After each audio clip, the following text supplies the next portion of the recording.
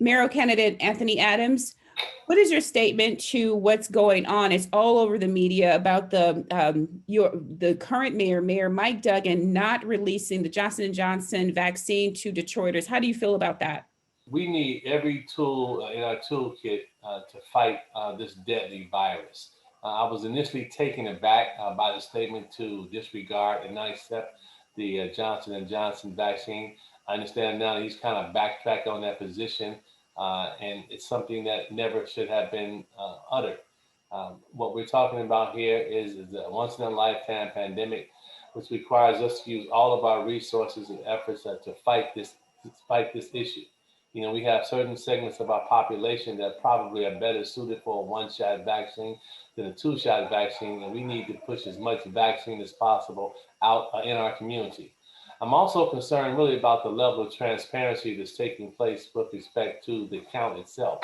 When you tell me that 100,000 shots have been administered, that sounds like a lot, but if you're talking about a two-shot system, then you have no more than 50,000 people potentially that have been fully vaccinated. And those numbers need to be a little more transparent. We need a little more clarity and definition behind who actually is being vaccinated.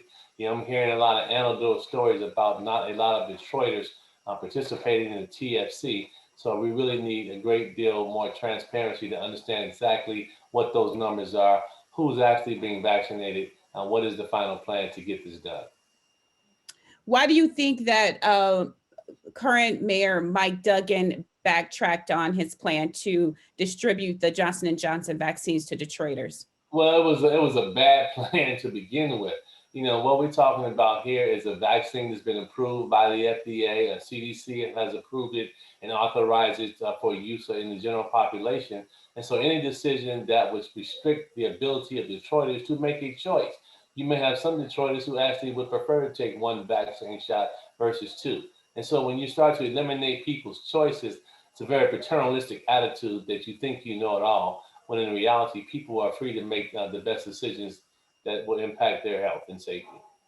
This is about transparency in government. We need to clearly understand the numbers, who's actually being vaccinated, you know, what those numbers look like for real Detroiters, what type of progress have we made in vaccinating Detroiters.